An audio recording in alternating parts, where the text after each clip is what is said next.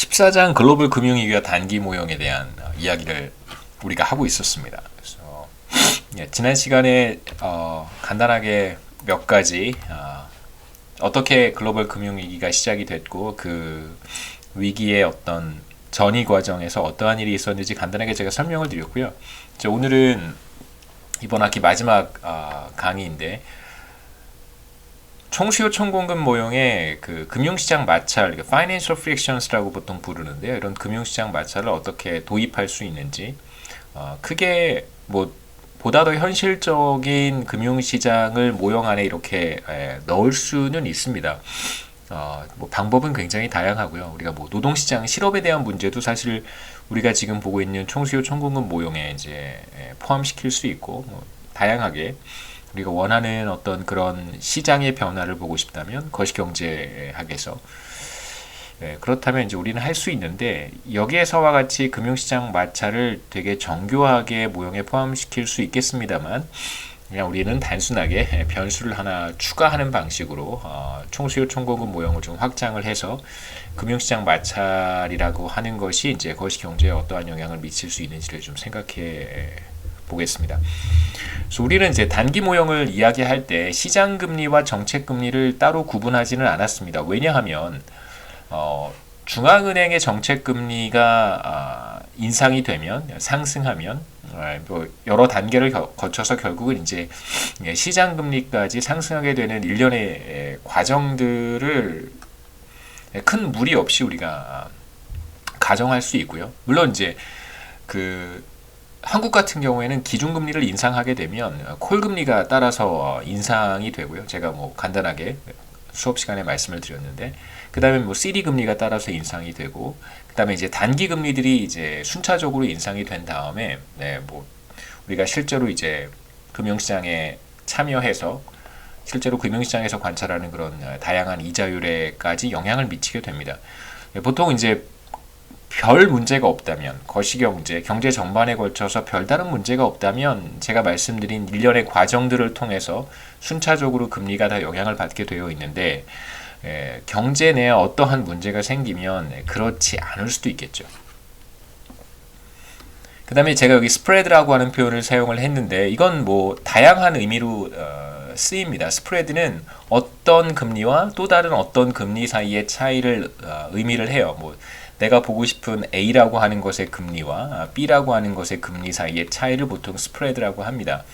그래서 뭐 미국의 금리와 뭐 한국의 금리 사이의 뭐 금리 차이가 좀 확대가 된다든가, 혹은 금리가 역전되는 현상이 나타난다든가, 뭐 예를 들어서 미국의 금리가 한국의 금리보다 더 높은 현상이 나타나면, 그런 현상이 이제 나타나기도 했었죠. 그렇게 된다면 이제 금리가 역전이 되면 달러가 해외로 유출이 되는 문제가 발생할 수도 있다, 뭐 이런 이제 우려 섞인 이야기들을 들어본 적이 있을 거라고 생각합니다. 여하튼 스프레드라고 하는 것은 우리가 보고 싶은 어떤 것의 금리와 또 다른 어떤 것의 금리 사이의 차이를 얘기를 하는데, 여기서 우리가 보고 싶은 스프레드는 대체로 회사채 수익률과, 제가 순차적으로 설명은 하겠습니다. 회사채 수익률과 이제 국공채 수익률 사이의 차이를 보통 스프레드라고 합니다.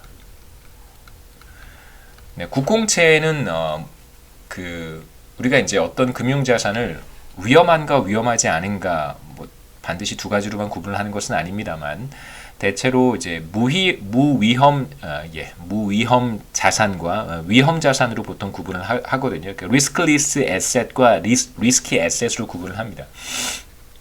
그러니까 회사채 같은 금융 자산은 그러니까 회사가 발행하는 자본을 조달하기 위해서 이제 채권을 발행하게 되는데, 그러한 이제 회사채 을 보통 이제 리스키 에셋이라고 부르고요. 왜냐하면 이 회사가 부도가 나거나 혹은 문제가 생겨서 자신이 발행한 회사채를 상환하지 못하게 되는, 여러분이 뭐 증권사에서 계좌를 만들고 여러 가지 금융 상품들을 이제 거래를 할 수 있을 텐데, 뭐 대체로 주식을 거래하는 사람들도 있을 것이고요. 그 다음에 이제 어떤 기업들이 발행한 기업 어음을 구입하는 사람들도 있을 것이고, 그 다음에 뭐 회사채 같은 것들을 구입하는, 거래하는 사람들도 있을 거예요. 근데 이제 회사채 같은 경우에는 비교적 수익률이 높습니다. 왜냐하면 다른 그 상대적으로 덜 위험한 금융자산인 국채나 국공채와 비교를 했을 때 말씀드렸듯이 이 회사가 그 부도가 날 가능성도 굉장히 높고, 예, 그 다음에 차입을 했는데 여러분이 이제 회사채를 구입하는 것이 바로 회사에게 돈을 빌려주는 것이죠. 뭐 이런 걸 사실 우리가 직접 금융이라고 합니다. 어, 근데 회사가 만약에 여러 가지 어려움으로 인해서 뭐 회사 발행한 회사채를 상환하지 못하게 되는 일이 생길 수 있으니까 그러한 여러 가지 이유 때문에 보통 회사채는 수익률이 높고요. 반면에 국공채 같은 경우에는 국가가 망하지 않는 한은 국가가 발행한 뭐 국공채는 대한민국 정부가 발행하는 채권도 있고, 그 다음에 뭐 지방 정부가 발행하는 채권도 여기 포함이 되고요. 그 다음에 다양한 이제 공공기관들, 공기업들이 발행하는 그런 채권들도 여기에 포함이 됩니다. 뭐 예를 들면 한전이라든가 뭐 혹은 뭐 수자원공사라든가 뭐 그 다음에 한수원이라든가 이런 곳에서도 그 공채를 발행할 수 있습니다. 그래서 그런 것들을 다 우리가 포괄적으로 국공채라고 부르는데요. 국공채는 이제 리스클리스 에셋이라고 부릅니다. 그러니까 무위험 자산이라는 표현을 보통 쓰기는 쓰는데 그렇다고 해서 전혀 위험이 없는 것은 아니죠. 그러니까 다른 자산, 국내에서 거래가 되는 다른 금융 자산과 비교했을 때 아마도 가장 안전한 자산이 국공채일 것이고요. 그 다음에 이제 글로벌하게 생각해 보면 대한민국 정부가 발행하는 국채보다는 아무래도 미국 정부가 발행하는 국채가 더 안전할 것이고, 또는 뭐 독일 정부가 발행하는 국채가 더 안전할 것이고, 뭐 그렇게 우리가 생각해 볼 수 있겠죠. 예, 그렇기 때문에 글로벌 시장에서 글로벌한 관점에서 봤을 때는 국제금융시장에서 봤을 때는 이제 대한민국 정부가 발행하는 국채는 위험 자산이 됩니다. 예, 실제로. 한국은 뭐 선진국 수준에 진입하긴 했지만 아직도 그 신흥국이라고 구분이 되는, 금융시장에서는 신흥국으로 구분이 되니까요. 대한민국 정부의 국채도 위험 자산으로 간주합니다. 근데 국내 금융시장에서는 상대적으로 회사채는 리스키 에셋이 되고 국공채는 이제 무위험 자산이 되겠죠. 그래서 위험 자산과 무위험 자산, 리스클리스 에셋과 리스키 에셋 사이의 수익률 차이를 보통 우리가 스프레드라고 부르고, 계속해서 이제 저도 스프레드라는 표현을 이런 의미로 사용을 할 텐데 조금 더 나아가서 단순히 이제 국공채 수익률과 회사채 수익률 사이의 차이를 이제 스프레드라고 얘기하지는 않고 우리는 이제 우리의 용어로 좀 바꾸고 싶어서요. 우리가 사용하는 총수요 총공급 모형으로 바꾸고 싶어서. 왜냐하면 우리 총수요 총공급 모형에는 국공채라고 하는 것도 사실은 없고 회사채라고 하는 것도 사실 없잖아요. 그래서 우리는 이제 국공채에 해당하는 수익률, 이것을 이제 정책금리 혹은 기준금리라고 부를 것이고요. 그러니까 중앙은행이 그 통화정책에 이용하는 기준금리, 한국 같은 경우에는 미국 같은 경우에는 뭐 Federal Funds Rate라고 할 수 있겠죠. 정책금리를 무위험 자산에 해당하는 어떤 수익률이라고 우리가 해석을 하고, 그 다음에 회사채 수익률은 이제 우리 총수요 총공급 모형에서 실질 이자율을 가리키는 것이라고 하겠습니다.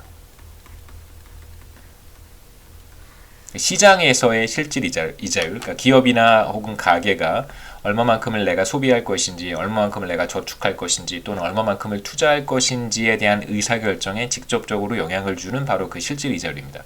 그러니까 우리가 사실 그 13장까지는 어떤 가정을 한 거냐면 정책금리와 실질금리를 사실상 구분하지 않았던 거잖아요. 시장금리, 이게 바로 실질 이자율에 해당할 것이고, 제가 말씀드렸던 정책금리가 바로 여기에 해당이 될 텐데 이 둘을 구분하지 않았습니다만 사실상 이 둘 사이에 금리 격차가 존재한단 말이에요. 회사채 수익률과 국공채 수익률 사이에 금리 차이가 존재하는 것처럼 제가 보여드리겠습니다. 경제가 위기 상황일 때는 이 두 그 금융자산의 수익률의 차이가 대체로 확대가 되고요. 그 다음에 중요한 것은 경제 위기 상황에서, 특히 글로벌 금융 위기도 그랬고 팬데믹 상황에서도 그랬습니다. 중앙은행이 정책 금리를 인하를 했음에도 불구하고, 그러면 보통 인하를 하면 시장의 이자율도 시차를 두고 같이 하락을 해야 될 텐데 이제 그렇지 않고 반대로 더 높게 상승하는 일들이 덜어 발생합니다. 이걸 이제 우리가 설명할 필요가 있겠죠. 아니면 적어도 이걸 설명하지 못한다면 총수요 총공급 모형에 적어도 이러한 현상을 좀 반영할 필요는 있을 것입니다. 경제가 위기 상황일 때 중앙은행의 정책금리 혹은 뭐 정부가 발행하는 국공채, 무위험 자산입니다. 수익률은 기업이나 가게가 차입할 때 적용되는 금리와는 이제 상당한 차이를 보일 수 있겠죠. 그래서 제가 말씀드렸던 정책금리 혹은 국공채 수익률이 바로 무위험 자산에 해당하는 수익률이라고 생각할 수 있고요. 바로 이거죠. 그 다음에 기업이나 가게가 차입할 때 적용되는 금리, 이건 이제 우리가 실질 이자라고 부를 수 있는데, 이 둘 사이에 별다른 구분을 하지 않았다면 13장까지는 이제 여기에서는 14장에서는 이 둘을 구분하도록 하겠습니다. 그래서 이 둘의 금리 차이를 우리가 스프레드라고 부를 것이고요. 경제 위기 상황에서는 이러한 스프레드가 대체로 확대되는 경향이 있습니다. 그러니까 리만 브라더스를 이제 파산시킨 이후에 연방준비제도 FOMC는 이제 정책 금리를 0% 수준까지 인하를 했고요. 그 다음에 이제 뭐 제가 강의 시간에 말씀드렸지만 한국은행도 금융통화위원회에도 바로 즉각적으로 이제 금리 인하로 함께 이제 금리 인하로 기준금리 인하로 대응을 했었습니다. 이제 그로 인해서 장기 국공채 수익률이 이제 크게 하락했는데요. 그림 한번 보시죠. 우리가 주목할 만한 시점은 크게 두 기간입니다. 하나는 이 기간이고요.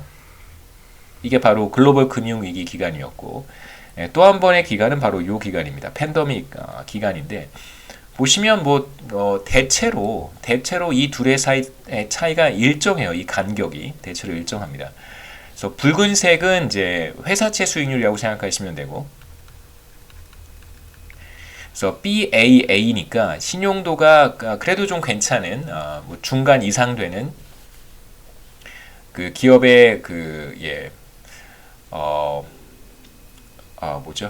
기업의 신용도가 그래도 꽤 나쁘지 않은 그런 기업들, 그 기업들이 발행하는 회사채의 수익률을 의미하는 것이고, 그 다음에 초록색 직선은 10년 만기 국공채 금리입니다. 미국의 국채 금리죠.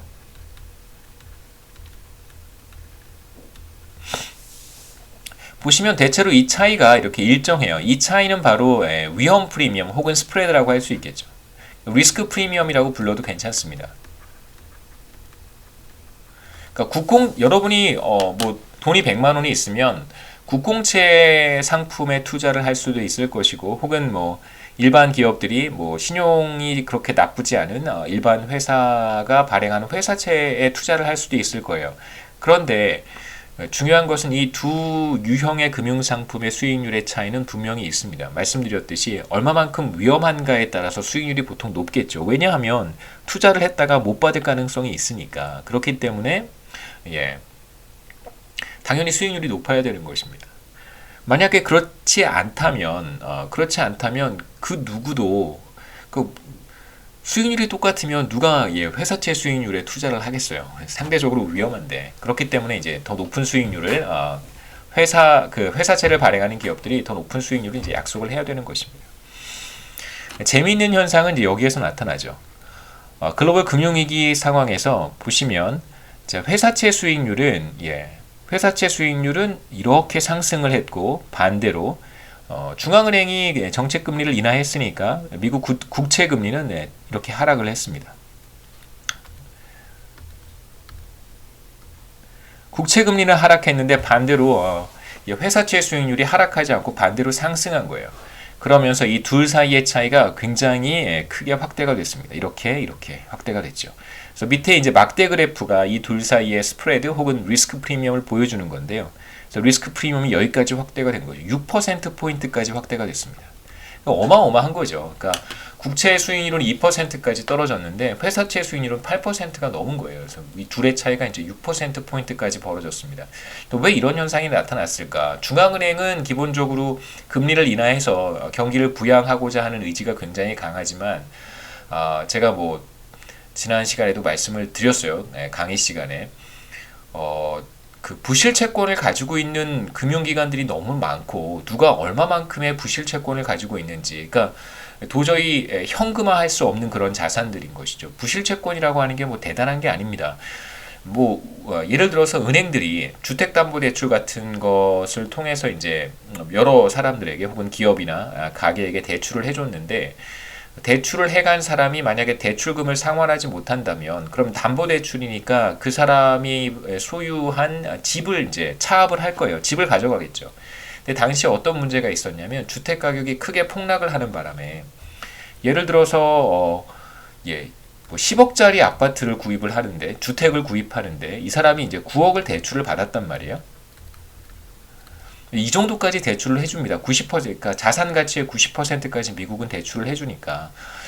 그런데 이 사람이 이제 여러 가지 경제적 상황이 나빠지면서 소득이 크게 줄어들고 주택담보대출의 이자, 뭐 정확히 주택담보대출은 아니지만 이제 몰기지 상품에 대한 이자를 상환하는데 어려움을 겪기 시작했어요. 그럼 이제 이자를 상환하지 못하니까 그러니까 결국은 디폴트를 하는 것이고, 그러니까 뭐 채무 불이행이죠. 디폴트를 하게 되고 뭐 파산 신청 이런 걸 하는 것입니다. 그럼 이제 이 주택을 차압을 해서 이 사람의 그 대출금을 이제 보전하면 될 텐데 문제가 당시에 주택 가격이 크게 하락하는 바람에 예를 들면 10억짜리 주택이 6억으로 떨어지고 막 그러는 것이죠. 근데 이 사람이 대출해 간 건 9억인데 실제로 금융기관이 회수한 건 6억도 되지 않는 거예요. 집값이 크게 주택 가격이 크게 하락해서 그렇습니다. 그럼 결국은 3억만큼의 손실이 발생하는 거잖아요. 그러니까 이건 그냥 아주 단순하게 우리가 뭐 주택담보대출과 같은 형태의 대출금을 상환하지 못해서 은행 부분에 발생하는 은행 건전성의 문제라고 할 수 있고요. 당시에 뭐 미국 같은 경우에는 뭐 상업은행만 있는 것은 아니니까 뭐 한국에는 대체로 다 상업은행들이잖아요.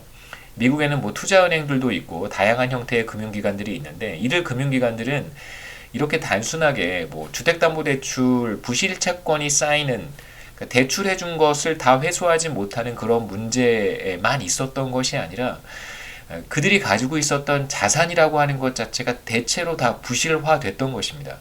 그러니까 뭐 부채는 굉장히 많은데 부채가 많으면 자신의 어떤 자산으로 이것을 상환을 해야 되잖아요. 제가 은행에서 이제 빚을 졌습니다. 예를 들면 뭐 빚이 있어요, 진짜로. 은행에서 대출을 받아서 저한테 부채가 많이 있습니다. 근데 이 부채를 상환하려면 저에게 이제 그에 상응하는 자산이 있어야 되는데 금융기관들은 반드시 이 부채와 자산의 크기를 일정하게 유지하도록 뭐 해야 됩니다. 당연히 이제 그렇게 해야 되겠죠.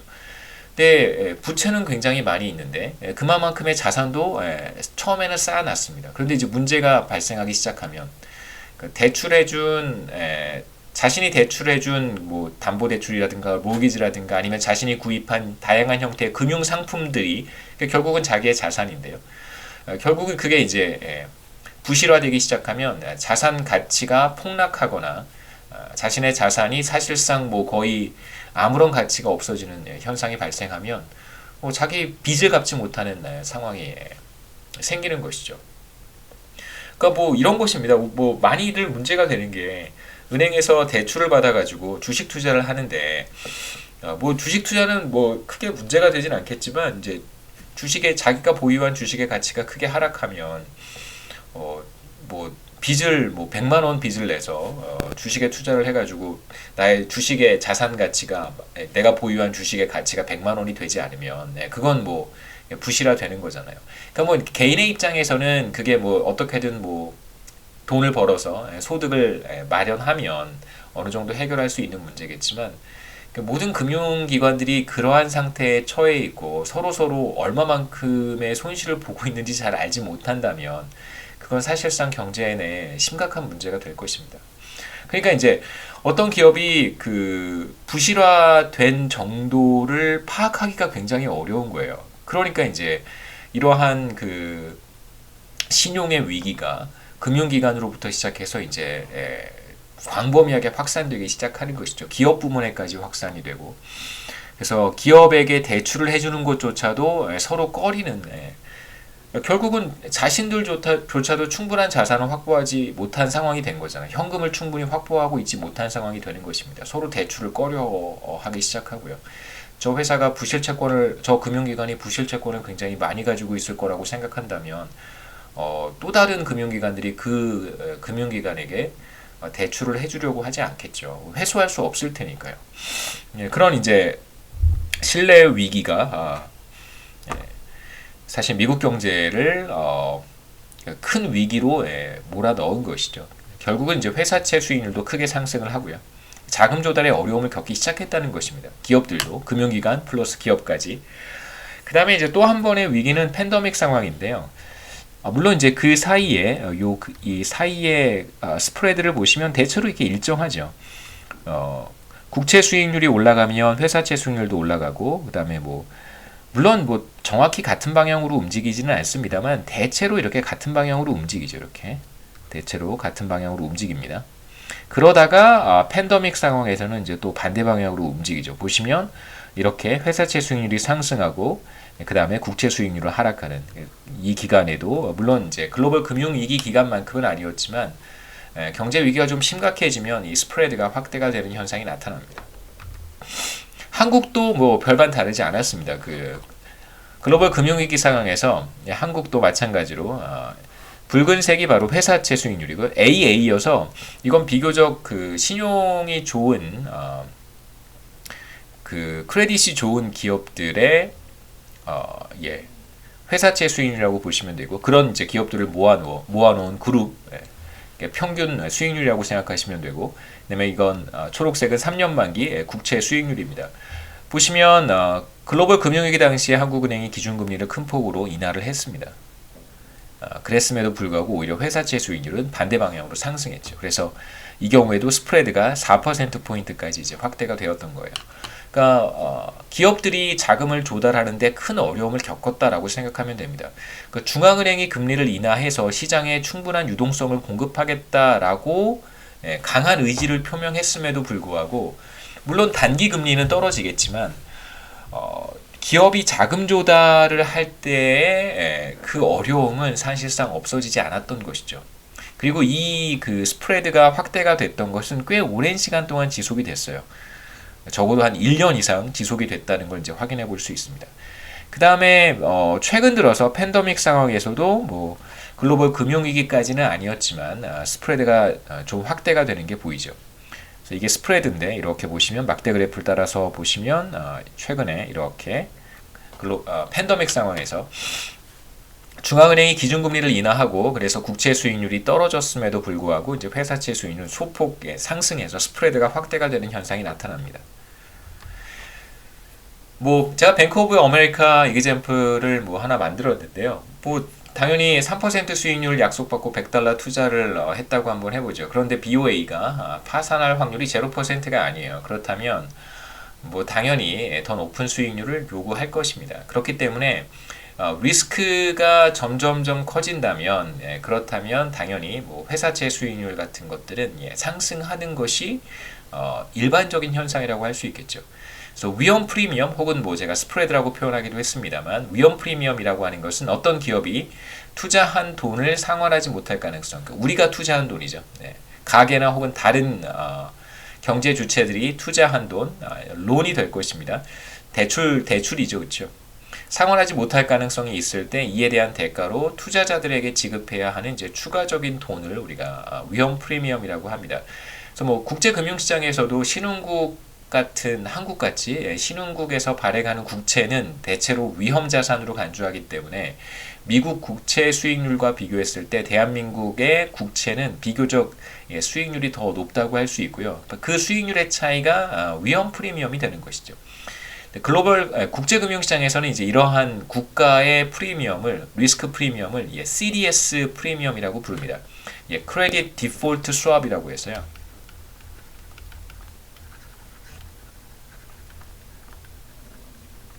CDS 프리미엄이라고 합니다. 그래서 중앙은행이 정책 금리를 인하했음에도 불구하고 이제 민간 부문이 차입을 할 때 지급해야 되는 금리는 오히려 상승하는 것이죠. 회사채 수익률이 바로 민간 부문, 가계나 기업이 차입할 때 지급해야 되는 금리라고 생각하시면 되겠습니다. 그래서 금융시장 마찰을 이제 우리가 모형화할 텐데 채무 불이행이나 유동성 문제로 인해서 금융시장이 마비가 되면 당연히 신용 경색이 나타납니다. 크레딧 크런치라고 하고요. 말씀드렸듯이 상대방에 대한 불신이 점점점 증폭되는 거예요.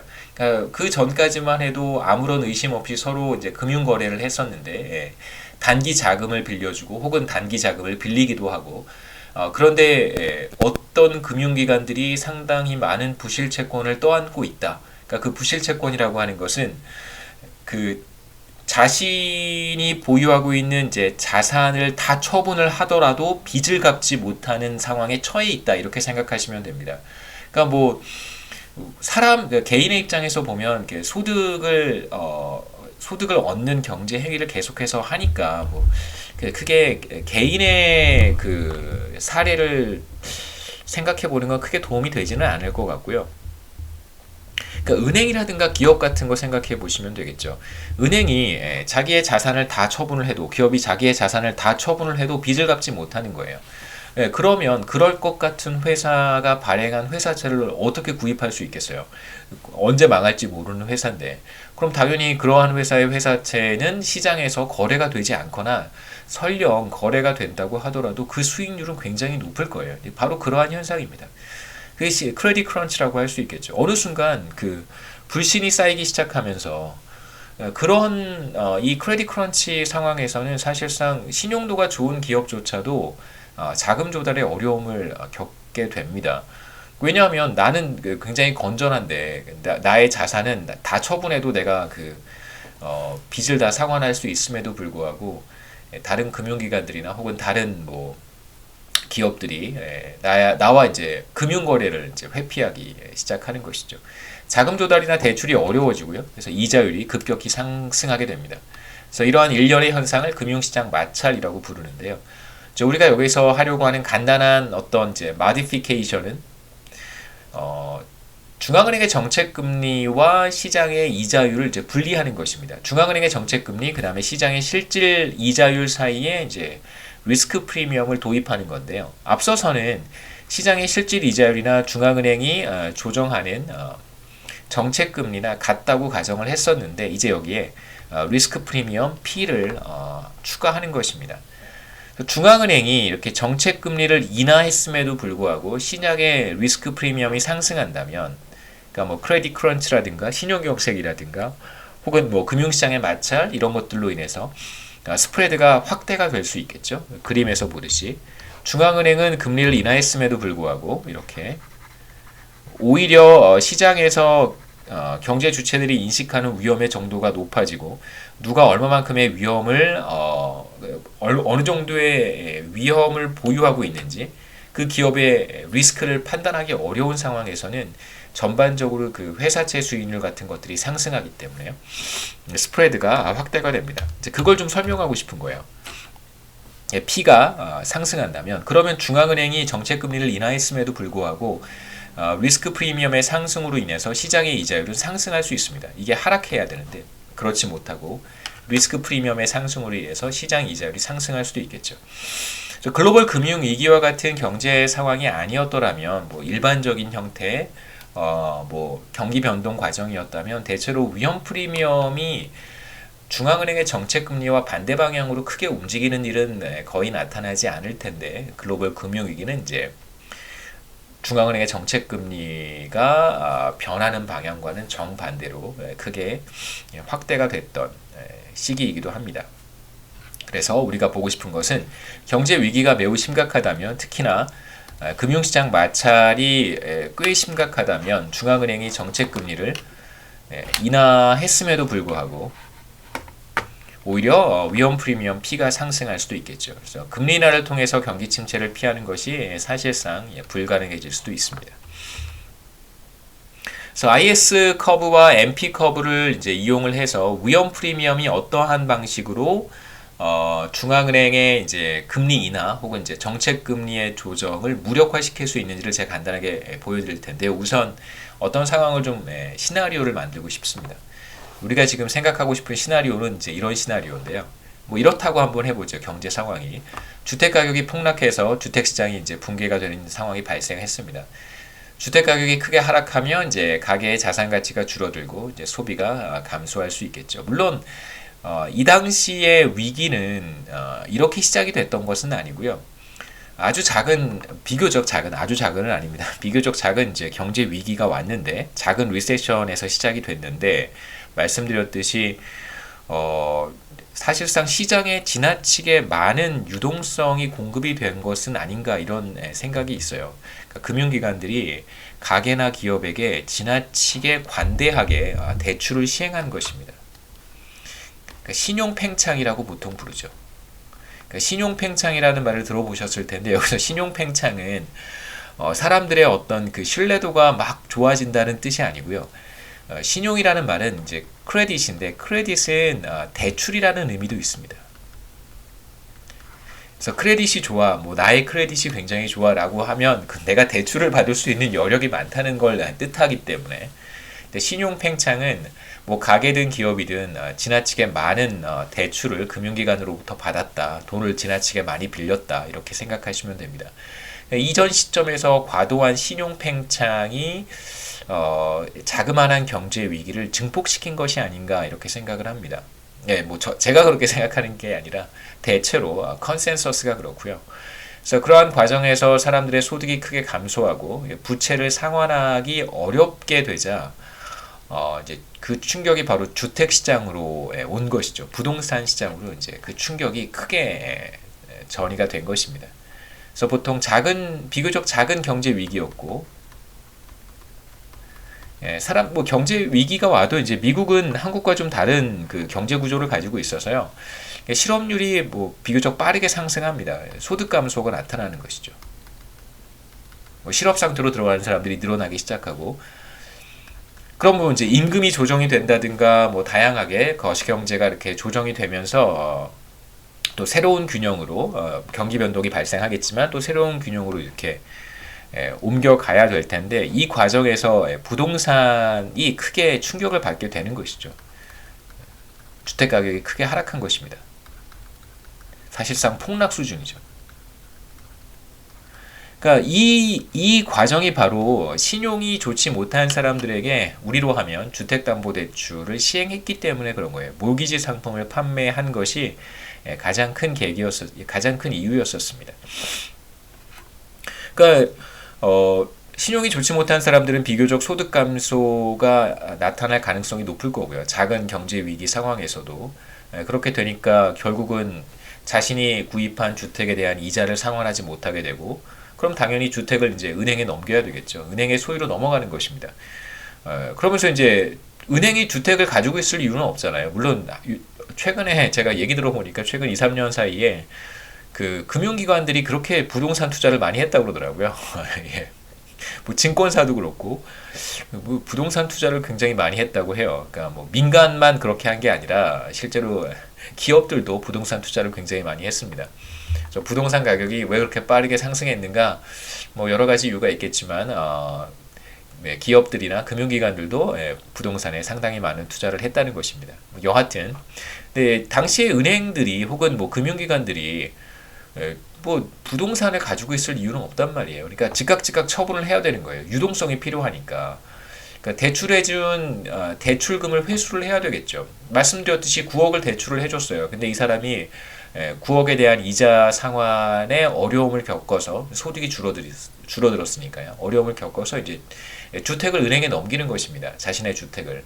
그러면 은행은 이걸 빨리 이제 현금화해서, 그러니까 부실 채권이 나타나지 않게 빨리 현금화해야 되겠죠. 대출금을 회수해야 될 것입니다. 그럼 이제 주택을 처분해야 되는데 이렇게 그 이자를 상환하지 못하는 사람들이 너무 많이 발생하기 시작하니까 이게 다 계속해서 은행으로 집이 넘어가는 거예요.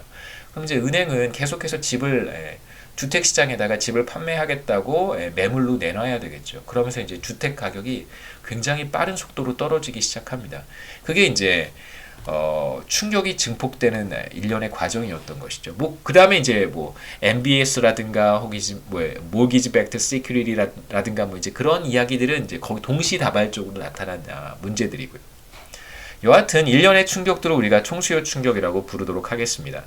총수요 충격이 발생하면 일단 총수요 곡선은 조금 이따가 보고요. 총수요 충격이 발생하게 되면 IS 커브와 MP 커브만 먼저 보려고 하는데, 당연히 IS 커브는 이제 아래쪽으로 혹은 왼쪽 방향으로 이동을 하게 돼요. 그림에서 보시면 뭐 제가 지금 말씀드린 일련의 충격으로 인해서 뭐 증폭이 된 것이죠. IS 커브가 아래쪽으로 혹은 왼쪽으로 이동합니다. 그럼 중앙은행이 가만히 있으면 그러면 리세션의 정도가 굉장히 커질 거예요. 2%로. 그러면 중앙은행이 이렇게 금리를 인하하면 됩니다. 제가 실질 이자율과 중앙은행의 실질 이자율을 구분을 했고요. 여기 이제 위험 프리미엄을 추가를 했었어요. 14장에서는 이제 바로 이 위험 프리미엄이 중요한 역할을 합니다. 만약에 위험 프리미엄이 중앙은행의 정책 금리와 반대 방향으로 움직이지 않는다면, 그래서 이걸 우리가 생각할 필요가 없다면, 그럼 이렇게 리세션을 어느 정도 누그러뜨릴 수 있겠죠. 물론 중앙은행의 금리 정책은 인플레이션 타겟팅을 하기 때문에 경제 상황에 따라서 그렇게, 그러니까 GDP 갭을 보면서 금리를 인상하거나 인하하거나 하진 않겠지만, 그냥 그런 경우를 한번 생각해 보자는 거예요. 그럼 리세션의 정도를 크게 완화할 수 있을 것입니다. 근데 문제는 뭐냐면 리스크 프리미엄이 반대 방향으로 움직인다는 거예요. 제가 간단하게 스토리를 쭉 정리해 봤는데요. 한번 그냥 읽어 보겠습니다. 2000년 이전 주택 구입을 위해 대출을 받은 사람들은 대부분 신용이 좋은 사람들이었었어요. 그래서 웬만한 자그마한 충격이 와도 이렇게 소득의 감소가 크게 나타나지 않는 사람들이었기 때문에 웬만한 충격에도 그 대출을 시행한 혹은 몰기지를 판매한 금융기관들의 손실이 발생하지 않는, 그다음에 쉽게 그렇게 주택을 이자 부담의 어려움을 겪어서 주택을 금융기관에 넘기는 그런 사람들은 거의 없었습니다. 주택 구입자들에게 대출을 해주는 금융상품이 상대적으로 안전한 금융상품으로 인식이 되겠죠. 지금도 주택담보대출은 은행 입장에서는 은행은 계속해서 주택담보대출을 해주고 싶어 해요. 그 부동산을 담보로 해서 대출을 해주는 것이기 때문에 진짜 우리가 옛날에 봤던 이런 글로벌 금융위기가 한국에 재현되지만 않는다면 은행은 주택담보대출을 통해서 굉장히 많은 수익을 창출할 수 있습니다. 그러니까 원하면 계속해서 담보대출을 해주고 싶어 해요. 그래서 투자은행들은 상업은행들과 다르게 다양한 금융상품을 직접 자신들이 이제 만들어서 자금을 조달하는 은행들입니다. 상업은행은 예금자들이 은행에 찾아와서 예금을 하면 그걸 가지고 이제 수익을 내는 은행들이라고 할 수 있고요. IB라고 하는 투자은행들은 예금 상품 이런 거 없고요. 자신들이 이제 금융 상품을 만들거나 실제로 이제 어떤 적극적인 행위를 통해서 직접 자본을 조달해야 됩니다. 그게 이제 상업은행과 투자은행의 중요한 차이점이라고 할 수 있습니다. 그래서 투자은행들이 MBS라고 하는 이제 금융 상품을 만들었는데요. 이거 저도 어떻게 만들었는지는 잘 모릅니다. 옛날에 말씀드렸잖아요. 글로벌 금융위기 때 이제 한국은행에서 일을 하고 있었는데 당시에 JP 모건, 한국의 브랜치에서 일하시는 JP 모건이라 혹은 골드만삭스에서 일하시는 분들을 이렇게 모셔서 저희도 도대체 MBS가 어떻게 이제 위기를 증폭시켰던 그 금융 상품인지 궁금해가지고 제가 궁금해서 제가 부른 건 아니고 그 은행에서 그 관련된 전문가들을 모시고 이제 세미나도 여러 차례 했었습니다. 이제 우리도 이해를 해야 되니까요. 근데 아무리 들어도 그분들도 사실 잘 모르시는 것 같더라고요. 왜냐하면 그분들도 이제 월스트리트에서 실제로 금융상품을 만드는데 참여했던 사람들은 아니기 때문에 그냥 개괄적인 설명만을 해주시는데 당연히 그렇겠구나라고 이해는 되지만 실제로 어떤 식으로 그 MBS를 만드는지는 잘 들었는데도 저도 잘 모르겠더라고요. 예. 여하튼 MBS는 모기지 상품과 연계된 것이어서 비교적 안전한 금융 상품이라고 할 수 있겠죠. 이것들을 이제 다른 금융기관들에 판매를 해서 자금을 조달했고요. 이렇게 조달한 자금을 가지고 또 다른 곳에 투자를 하는 것이죠. 투자은행들은. 근데 이제 2000년대 초반부터는 신용이 좋지 않은 사람들한테까지 이제 주택을 구입할 수 있을 만큼 금융시장이 과열되기 시작했고요. 2000년대 중반 이후에 이제 경제 상황이 조금 나빠지기 시작하면서 실업이 증가하고 실업이 증가하게 되면 당연히 이제 가계 부문의 소득이 줄어들기 시작하겠죠. 그러면 이제 몰기지 페이하는 것에 어려움을 느낄 수 있습니다. 소득이 줄어든 가계는 몰기지 대출을 상환하는 데 어려움을 겪게 되었고요. 몰기지 대출이 빠른 속도로 부실화되기 시작했습니다. 결국 이제 MBS와 같은 몰기지 대출을 기반으로 만들어진 금융 상품들을 발행한 투자은행들이 투자자들에게 투자금을 상환해주지 못하는 이제 난감한 상황에 빠지게 된 것이죠.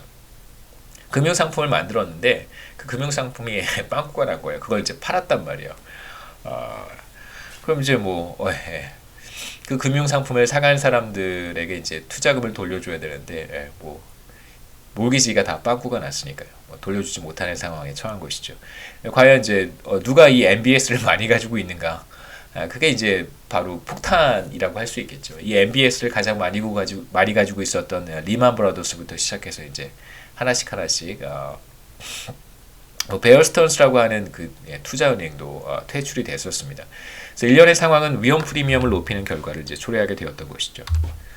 그래서 위험 프리미엄 P라고 우리가 표시를 했는데 만약에 P가 상승한다면 어떻게 될까? 자, 위기 상황에서 중앙은행이 정책금리를 인하를 했습니다. 그런데 문제는 시장의 이자율이라고 하는 것은 중앙은행의 정책금리에만 반응을 하면 좋겠지만 우리가 13장까지 봤던 것처럼 하지만 시장의 이자율은 이제 위험 프리미엄에도 반응을 하겠죠.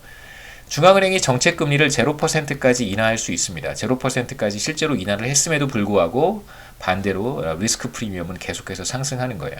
말씀드렸듯이 부실채권을 꽤 많이 보유하고 있는 자신의 자산을 모조리 회수를 해도 빚을 갚을 수 없는 그런 금융기관들이 도처에 깔려 있다고 하는 불안감, 그 다음에 이제 기업들이 자금 조달을 하는데 굉장히 어려움을 겪는다라고 하는 사실들이 결국 이제 프리미엄의 상승으로 표현되는 것인데요. 그럼 결국 시장 이자율은 중앙은행이 정책금리를 인하했음에도 불구하고 상승하게 됩니다. 여기에서 이제 실제로 중앙은행이 정책금리를 이렇게 인하했지만 시장에서의 리스크 프리미엄이 상승하면서 실제로 실현되는 시장의 이자율은 이렇게 되는 것이죠. 그러니까 이 이자율은 뭐 다른 이자율이라고 생각하지 마시고요. IS 커브에 나타나는 실질 이자율이라고 생각하시면 됩니다. 이게 RT라고 생각하시면 되겠죠. 그러면 중앙은행이 0%까지 정책금리를 인하했음에도 불구하고 리세션을 잡지 못하는 거예요. 결국은 GDP 갭은 마이너스 4%까지 크게 확대가 될 수 있습니다. 굉장히 심한 리세션이죠. 4% 정도면. 그래서 총수요 총공급 모형으로 넘어가서 이제 리스크 프리미엄을 한번 여기에 도입해 보겠습니다. IS 커브는 전과 동일하고 MP 커브가 달라졌습니다. MP 커브가 이제 우리가 실질 이자율과 중앙은행의 정책 금리를 구분을 했으니까 MP 커브에는 당연히 혹은 이제 테일러 준칙이겠죠, 이게. 테일러 룰에는 중앙은행의 정책 금리만 나타나야 되고요. 그 다음에 이제 위험 프리미엄이라고 하는 하나의 이퀘이션을 추가하도록 하겠습니다.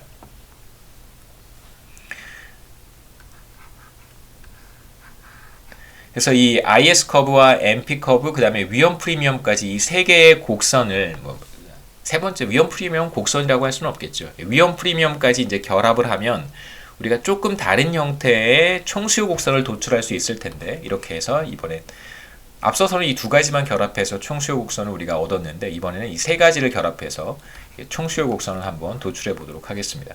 그래서 어떻게 하는 거냐면 제가 한번 해보죠. 슬라이드에도 있긴 있지만 과정을 한번 보시면 도움이 될 거라고 생각합니다. 그래서 우선 IS 커브는 이렇게 생겼고요.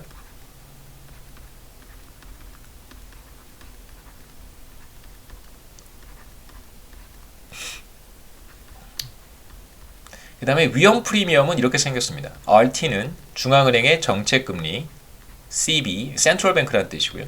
여기에 이제 위험 프리미엄을 더한 거예요. 전에는 위험 프리미엄 없었지만, 그래서 이걸 이제 우선 IS 커브에 한번 대입을 해보죠. 그러면 IS 커브는 이렇게 표현할 수 있을 것입니다. 마이너스 B에 RT, 중앙은행의 정책금리, 플러스 리스크 프리미엄, 그 다음에 장기 실질 이자율의 총수요 충격 이렇게 되겠죠. 그 다음에 이제 뭐 간단하게 한번 정리를 해보겠습니다. 마이너스 B에 얘만 바깥으로 이렇게 끄집어낼게요. RT, CB에 마이너스 장기 실질 이자율, 그 다음에 더하기 총수요 충격, 마이너스 B에 리스크 프리미엄 이렇게 되겠죠. 그 다음에 이제 중앙은행의 테일러 준칙을 여기에 대입을 하면 되겠습니다. 테일러 준칙은 바로 이거였었어요. 파이 T, 파이 스타. 그래서 이걸 그대로 테일러 준칙을 리스크 프리미엄을 결합한 IS 커브에 다시 한번 쓰겠습니다. 이게 바로 리스크 프리미엄을 결합한 IS 커브고요. 그 다음에 제가 여기에 표현한 거는 바로 테일러 준칙이죠.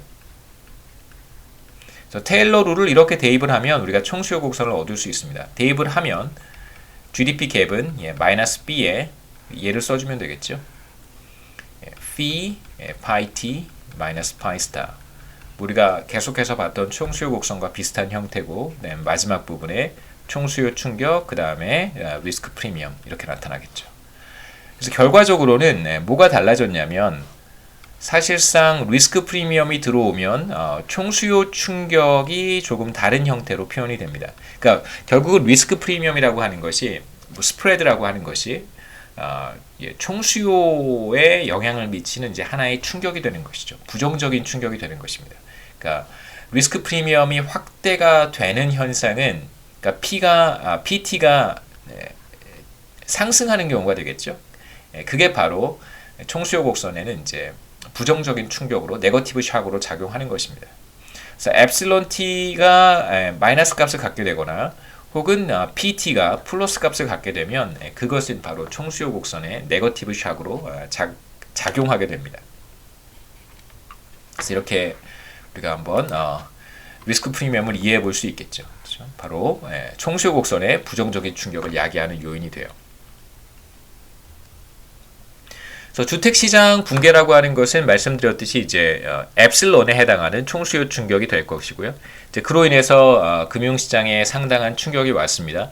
그래서 기업들은 상호 간의 신뢰가 무너지면서 금융기관들 상호 간에 또 금융기관과 기업들 상호 간의 신뢰가 무너지면서 뭐 부실채권의 규모를 서로 알 수 없으니까요. 회사채 수익률이 크게 상승하고 기업들의 자금 조달이 전보다 더 어려워졌습니다. 그게 바로 이제 실질 이자율이 상승하는 것이죠. 위험 프리미엄의 상승이라고 해석할 수 있습니다. 그래서 엡실론 t가 마이너스 방향으로 떨어졌는데 그로 인해서 금융시장 마찰 현상이 이제 증폭이 되고요. 리스크 프리미엄이 상승하면서 더 심각한 이 전체 값은 더 크게 하락하는 그런 현상이 나타나는 것이죠.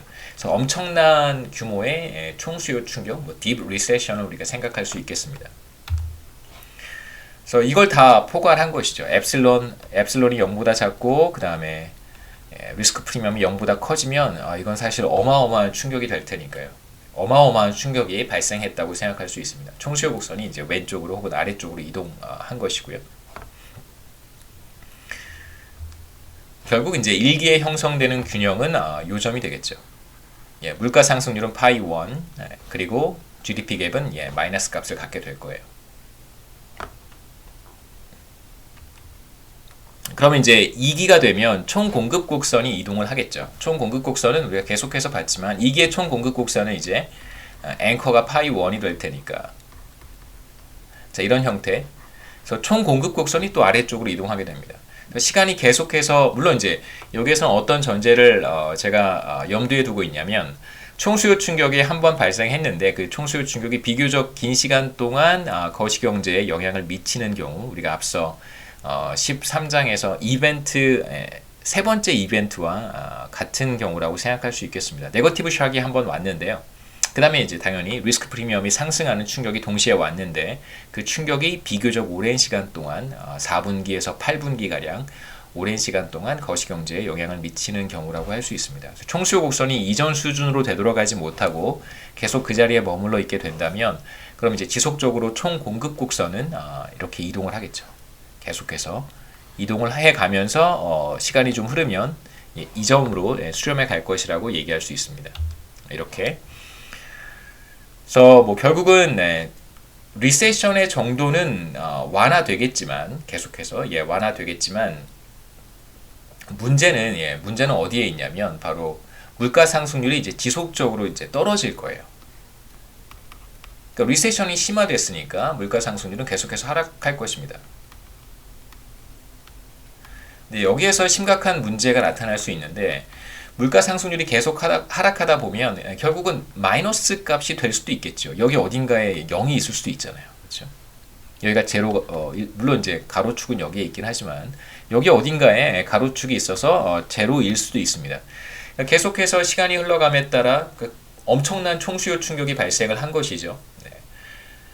그래서 이제 물가 상승률은 계속해서 하락할 것이고 만약에 시간이 계속 흘러가면서 디플레이션 우려도 당시에는 있었습니다. 디플레이션 우려가 꽤 컸었죠.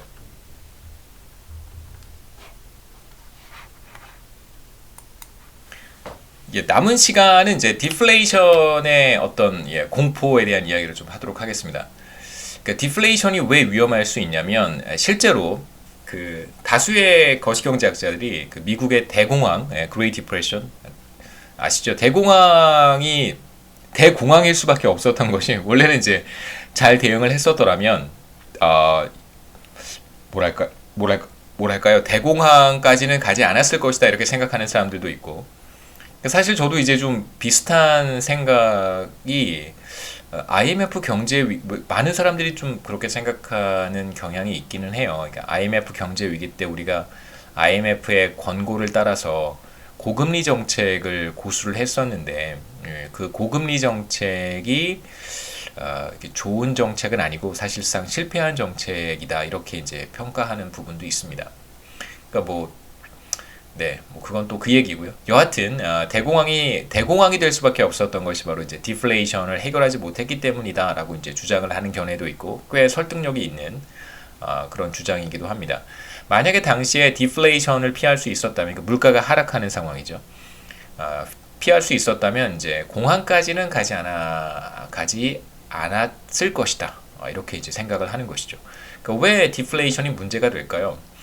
피셔 이퀘이션을 통해서 한번 생각해 보려고 하는데 그러니까 디플레이션이라고 하는 것은 물가 상승률이 마이너스가 되는 상황입니다. 파이가 바로 마이너스가 되는 경우가 되겠죠. 얘가 마이너스 값을 갖는 경우에 물론 이렇게 쓸 수도 있고 이제 실질 이자율로 표를 했습니다.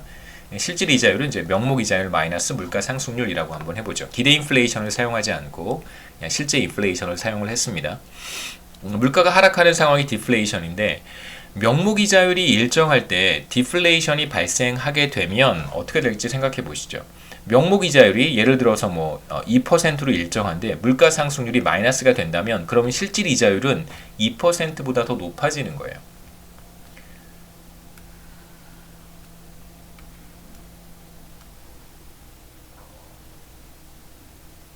죄송합니다. 디플레이션이 발생하면 실질 이자율이 상승하게 됩니다. 그러니까 명목 이자율은 일정함에도 불구하고 디플레이션으로 인해서 이제 실질 이자율이 상승하는 것이죠. 그러면 중앙은행이 명목 이자율이라고 하는 건 중앙은행이 결정하는 정책 금리라고 한번 생각해 보자는 거죠. 그러니까 중앙은행이 정책 금리를 조정하지 않았음에도 불구하고 혹은 정책 금리를 조정을 해서 0%까지 떨어뜨렸음에도 불구하고 만일 디플레이션이 발생한다면 그러면 이제 실질 이자율이 상승할 수 있다는 것입니다. 그리고 실질 이자율이 상승하게 되면 우리가 IS 커브를 통해서 확인했던 것처럼 투자와 소비를 위축시켜서 경기 회복을 둔화시키는 최악의 상황을 불러올 수도 있는 것이죠. 그렇다면 어떤 상황에서 디플레이션의 위험성이 증대가 될까? 바로 중앙은행이 더 이상 명목 금리를 인하하지 못하는 상황이 될 거예요. 그러니까 생각해 보시면 실질 이자율은 명목 이자율 마이너스 인플레이션율인데요. 만약에 디플레이션의 문제로 인해서 이게 지금 디플레이션 상황에서는 이게 플러스 값이 되는 거잖아요. 그래서 디플레이션 상황에서는 계속해서 실질 이자율이 상승할 수 있습니다. 그러면 중앙은행이 정책 금리를 계속해서 인하를 하면 디플레이션 상황을 극복할 수 있을 거예요. 그런데 문제는 뭐냐면 0%까지 정책 금리를 인하를 한 상황이라면 디플레이션을 해결하기가 매우 어렵습니다. 그러면 이렇게도 생각해 볼 수 있겠죠. 금리가 0%로 떨어졌는데 더 이상 인하하지 못하는 건 아니다. 마이너스 금리, 마이너스 2%, 마이너스 3% 이렇게 가면 되지 않겠는가 라고 생각할 수도 있는데요. 제가 이제 그렇게 생각하는 사람들이 있을 것 같아서 여기에 이제 이런 걸 하나 적어놨습니다. 금리를 추가로 인하하는 것이 사실상 불가능한데 그 명목 이자율을 마이너스 3%가 되도록 정책 금리를 인하하면 되지 않겠는가라고 생각해 볼 수 있을 거예요. 그런데 이제 문제는 그렇게 심플하지 않습니다. 만약에 은행의 이자율이 마이너스 3%라고 한번 해보죠. 그러면 제가 은행에 100만 원을 이렇게 예치를 하면 1년 뒤에 3%를 띄고 받게 된다는 거예요. 3%를 보태서 저한테 줘야 되는데 추가로 해서 저한테 103만 원을 줘야 되는 것이 아니라 마이너스 3%면 그 수수료라 뭐 이런 거, 피 같이 3%를 띄고 97만 원을 저한테 돌려줄 것입니다. 그걸 제가 알고 있다면 저는 은행에 100만 원을 예치하지 않겠죠. 뭐 5만 원짜리로 한 20장 정도면 100만 원 되니까 그냥 금고를 하나 사다가 집에다가 금고를 사놓고 금고 안에다가 100만 원을 넣어놓는 것이 저한테는 훨씬 더 이득입니다.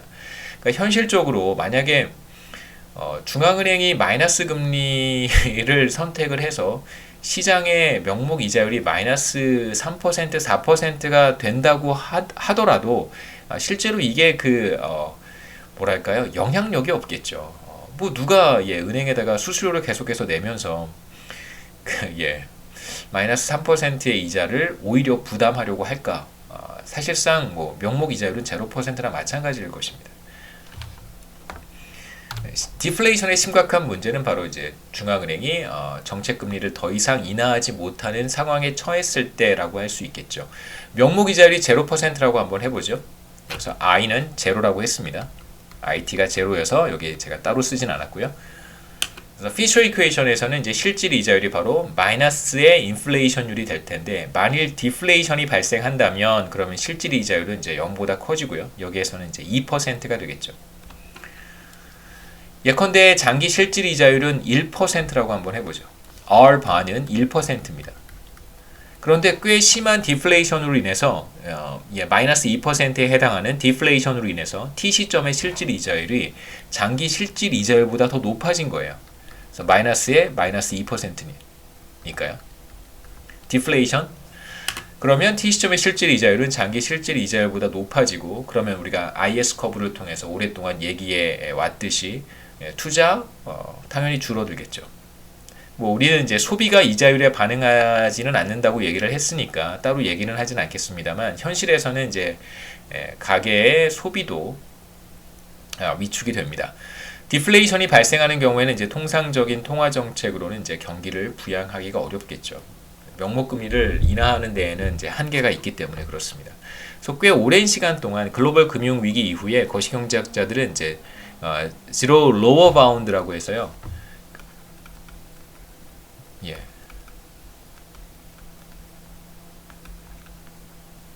중앙은행이 정책 금리를 0% 수준까지 이제 인하를 했을 때 어떠한 통화 정책을 또 강구할 수 있을지, 사용할 수 있을지 뭐 이런 것에 대한 논의가 꽤 한 10년 이상 글로벌 금융 위기 이후에 활발하게 이루어졌었습니다. 근데 저는 사실 이쪽 분야에 전공 저도 잘 몰라서요. 전공 분야가 이쪽이 아니어서 여러분들께 재미있게 해드릴 만한 얘기가 많지는 않습니다. 중앙은행이 이제 정책 금리를 0% 이하로 낮추는 건 사실상 물론 낮출 수는 있어요. 마이너스 3% 하겠다라고 하면 할 수는 있는데 말씀드렸듯이 그게 이펙티브하지 않은 거죠. 워킹하지 않는 것입니다. 그러니까 워킹을 해야 되는데 효과가 있어야 정책이잖아요. 근데 마이너스 2%, 3% 해봐야 효과도 없는 거 해서 뭐 하겠습니까? 그래서 안 하는 겁니다. 그래서 유동성 함정이라고 하는 용어가 있는데 liquidity trap이라고 하고요. liquidity trap은 중앙은행이 명목 금리를 0% 이하로 낮출 수 없는 상황을 사실상 가리키는 표현이라고 생각하시면 됩니다. 중앙은행이 0%로 정책 금리를 책정했다라고 하는 것은 무한대로 유동성을 공급하겠다는 거거든요. 필요한 만큼 얼마든지 우리가 통화를 공급하겠다. 유동성을 공급하겠다라고 하는 것입니다.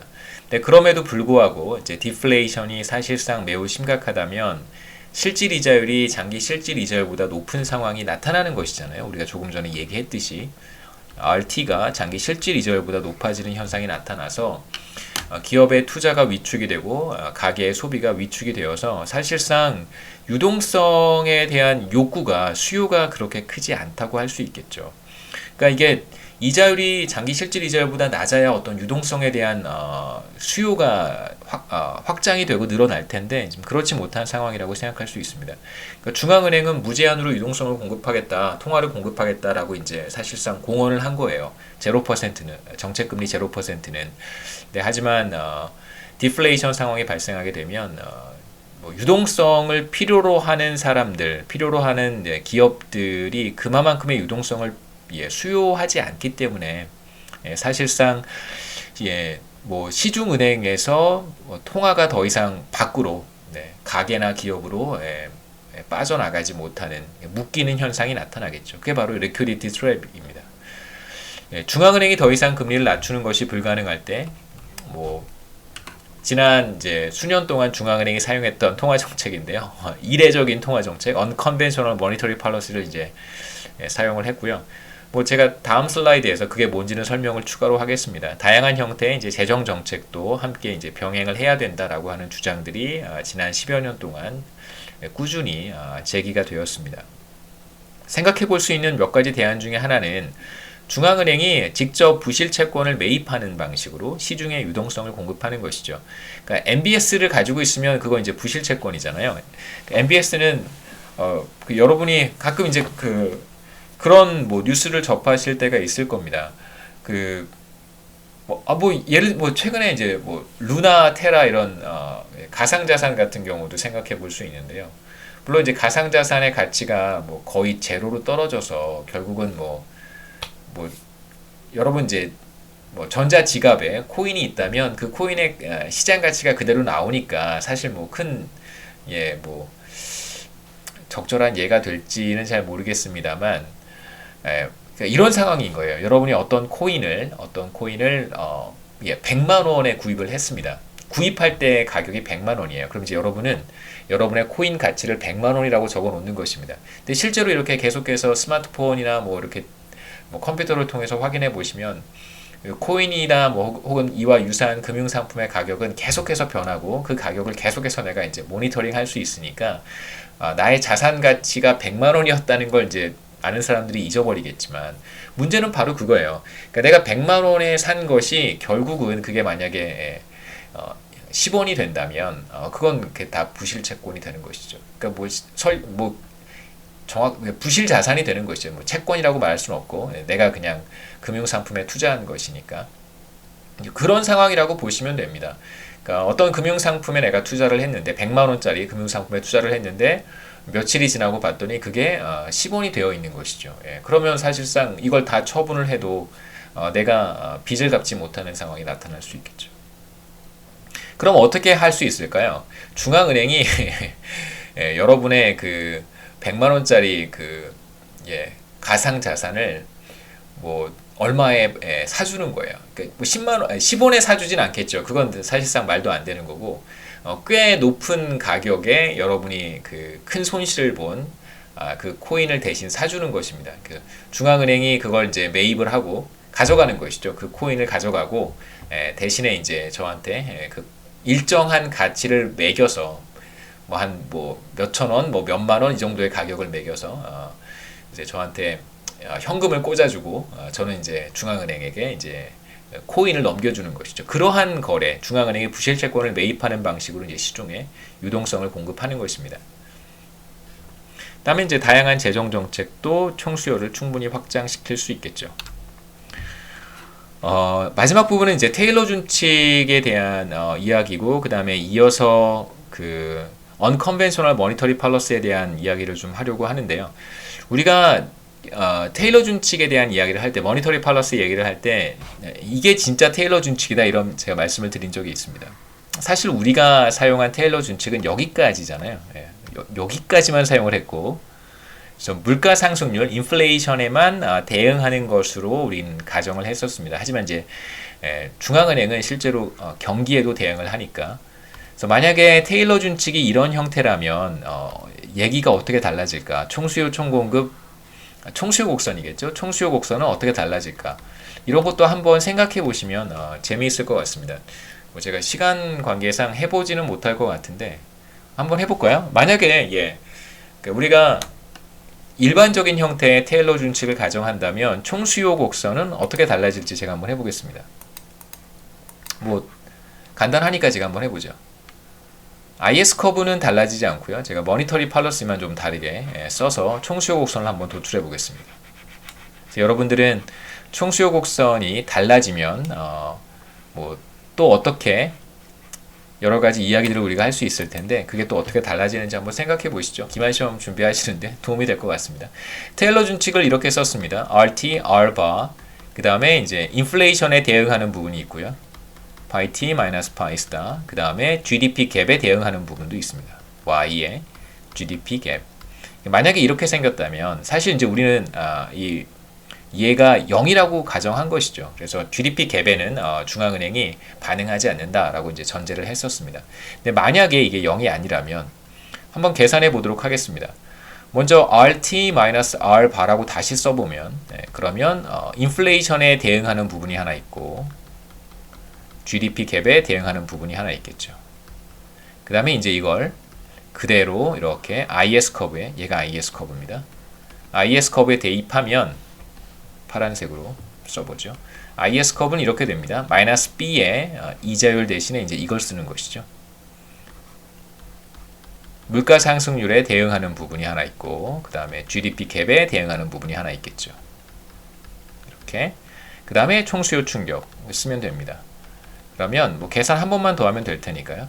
인플레이션에 대응하는 부분이 하나 있고 그 다음에 마이너스의 B, phi, Y의 GDP 이렇게 이제 곱해서 식을 전개를 했습니다. YT 그 다음에 이제 여기 GDP 갭이니까 이번에는 얘를 이쪽으로 이렇게 넘겨서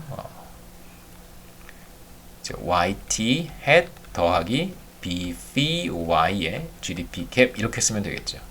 나머지 다시 한번 써보면 이렇게 되고요. 이건 우리가 계속해서 사용했던 총수요 곡선의 형태와 너무 똑같죠. 네. 그래서 얘만 새롭게 추가가 된 것입니다. 그래서 이 왼쪽에 있는 텀을 1 플러스 B의 phi Y라고 쓸 수 있고요. GDP 갭. 그 다음에 이제 양변을 마지막으로 1 플러스 B phi의 Y로 나누어주면 됩니다. 이렇게 나누어주면 그럼 이제 우리가 일반적인 테일러 준칙을 사용했을 때 총수요 곡선을 얻을 수 있겠죠. 총수요 곡선은 이렇게 생겼을 거예요. 그래서 왼쪽은 이제 YT hat 남고요. 1 플러스 B phi Y로 나누어 줬으니까 이렇게 되겠죠. B에 1 플러스 B phi Y 이렇게 되고요. 그 다음에 pi t 스타. 그 다음에 이제 총수요 충격도 다르게 쓸 수 있겠죠. 이렇게. 예. 이건 뭐 그렇게 중요하진 않습니다. 뭐 결국은 충격의 크기가 중요한 것이지 뭘 곱해주고 나눠주고는 별 의미는 없으니까요. 그래서 이렇게 사실상 거의 비슷한 형태라고 할 수 있고요. 이제 GDP 갭에도 반응을 하게 되면 그러면 이제 인플레이션 갭이 발생을 했을 때 조금 이제 다른 액션을 중앙은행이 취할 것이다라고 예상해 볼 수 있겠죠. 만약에 여기에서 phi y가 0이 되면 우리가 계속해서 사용했던 그런 이제 총수요 곡선과 똑같은 형태가 되고요. 그 다음에 이제 한 번쯤 생각해 볼 수 있는 것은 만약에 phi pi가 0이 되면 또 어떻게 될까? 이건 이제 우리가 사용했던 우리가 지금까지 얘기했던 총수요 곡선이고요. 봤던 AD 커브고 만약에 그 정도? 또 많이 얘기하면 머리 아프죠.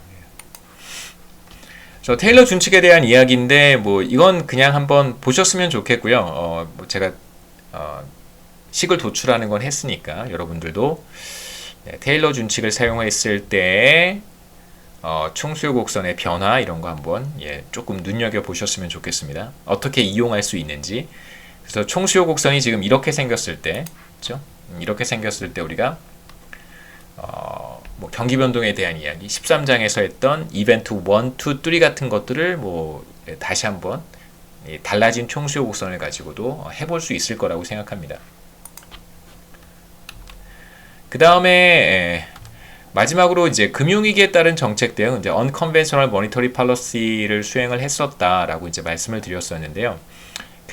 뭐 이례적인 통화 정책이라고 하는 것이 이제 어떠한 형태로 나타났는지를 간단하게 설명을 드리고 이번 학기 거시경제 강의를 마치면 좋을 것 같습니다.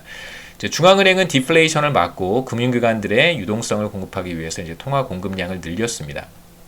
그러니까 밀턴 프리드만은 뭐 제가 강의 시간에 여러 번 제가 개인적으로 굉장히 좋아하는 경제학자고요. 존경하는 경제학 물론 되게 많습니다만 특히나 또 그래서 여러 번 말씀드리는 거고요.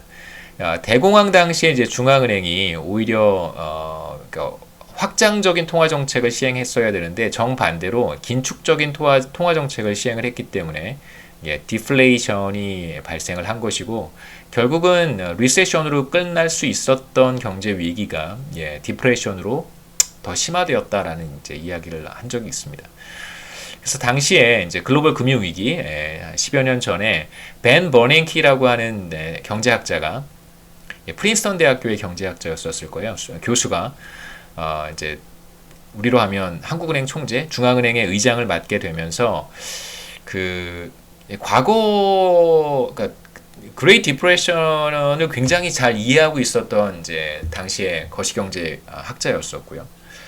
이제 그 다음에 그 금융시장의 마찰 분야에서도 또 전문가였었어요. 그러니까 정말 happen to be 우연히 그 시기에 정말 그레이트 디프레션을 연구했던 사람이고 전공 분야가 또 그거이기도 했었어요. 경제사에서 또 그레이트 디프레션을 연구를 했고 또 금융시장 마찰 관련해서도 굉장히 많은 연구를 수행한 사람이었는데 또 그런 분이 당시에 이제 그 세계 경제에도 영향을 미칠 수 있는 사안이었기 때문에 미국 중앙은행의 의장이었었다는 것이 어떻게 보면 참 불행 중 다행은 아니었었나 이런 생각이 들기도 합니다. 그래서 이제 벤 버냉키와 이제 뭐 주변에 많은 전문가들이 당시에 이제 Unconventional Monetary Policy라고 하는 이름을 내걸고 어떤 정책을 시행을 했었냐면 그 금융기관들의 부실 채권을 막 매입하기 시작했어요. 그래서 중앙은행의 그 대차대조표가 많이 달라집니다. 그러니까 중앙은행이 이제 현금을 가지고 기업들 주로 금융기관들이죠. 금융기관들의 이제 부실 채권들을 막 매입하기 시작했던 것입니다. 그래서 나눠서 생각해 보시면 여기가 2007년 5월이고요. 2007년 5월입니다. 이렇게 비교하시고요. 대차대조표니까. 그 다음에 이제 이게 2016년 3월입니다. 글로벌 금융위기 전과 후라고 생각하시면 되겠죠. 전과 후에 어떠한 변화가 있었는지 한번 비교해 보면 재밌습니다. 그 글로벌 금융위기 이전과 이후의 명확한 차이는 뭐냐면 자산도 엄청나게 늘어났고 부채도 엄청나게 늘어났습니다. 자산과 부채는 항상 같아야 되겠죠. 대차대조표 상에서 906에서 4,480 대충 뭐 한 5배 정도 늘어난 거죠. 그러니까 한 10년 사이에 중앙은행의 그 대차대조표의 규모가 이제 5배까지 팽창한 것입니다. 굉장히 많이 팽창한 것이죠. 2007년 기준으로 900이었는데 이거 billions of dollars예요. 10억, 100억, 1000억, 9,060억 달러였는데 4조 5천억 달러가 됐으니까 어마어마하게 팽창한 것이죠. 역사적으로 보면 먼 과거부터 지금까지 906이었는데 10년 사이에 이게 5배가 된 것입니다. 중앙은행이 이제 어떤 액션을 취했는가만 시간이 다 됐으니까 간단하게만 말씀을 드리면 눈에 띄게 늘어난 것은 바로 요거죠. 자산 항목에서 MBS가 Mortgage Backed Security인 MBS가 이제 많이 늘어났고요. 그 다음에 이제 이쪽에서는 지준금이 크게 늘어났습니다. 물론 이제 현금도 늘어났는데 뭐 현금이 늘어난 것보다 지준금입니다. 지준금이 훨씬 더 많이 늘어났으니까요. 그래서 이건 이제 이렇게 생각하시면 돼요. 금융기관들이 물론 이제 현금을 어느 정도 일정 현금을 보유하고 있을 거예요. 자신의 금고에다가 일정 현금을 이제 보유하고 있겠죠. 급하게 이제 현금이 필요할 수도 있으니까 자기의 금고에다가 현금을 쌓아둘 수도 있고 또는 중앙은행에다가 맡겨놓을 수도 있습니다. 왜냐하면 중앙은행이 이제 은행들의 은행이니까 중앙은행을 생각해 보시면 이제 금융기관들의 어카운트가 이렇게 다 있어요. 어카운트를 다 가지고 있습니다. 여기 BOA도 있고 뭐 체이스 JP 모건 체이스도 있고 뭐 다 있겠죠. 그렇죠. 웰스파고도 있고 다 이렇게 금융기관들이 자신의 이제 어카운트를 가지고 있습니다. 근데 어떤 거래가 이루어지는 거냐면 이건 이제 금융기관이겠죠. 그렇죠. 금융기관들한테 MBS를 이렇게 사오는 거예요. MBS를 이렇게 사오고 그러면 이제 그거에 대한 대가를 지불해야 되잖아요. 제가 이제 아까 코인 말씀드렸던 것처럼 저한테서 코인을 사가고 저한테 이제 현금을 꽂아주는 거예요. 이 현금을 이제 금융기관에 바로 꽂아주는 게 아니고 MBS를 이렇게 가지고 오고요. 매입을 하고 그것에 대한 대가를 이제 이 은행을 A라고 한번 해보죠. A은행의 계좌가 여기 있습니다. 그러면 A은행의 계좌에다가 그 MBS에 대응하는 지준금을 이렇게 넣어주는 거예요. 캐시를 여기 넣어주는 것입니다. A의 지준금 계좌에. 그러한 방식으로 이제 여러 상당한 부실 채권들이죠. MBS를 보유하고 있는 기업들의 재무제표, 재무 상태를 이제 건전화하는데 큰 애를 썼습니다. 이게 이제 바로 unconventional monetary policy라고 할 수 있겠죠. 이런 거는 이건 공개 시장 조작 정책 이런 거랑 굉장히 다르잖아요.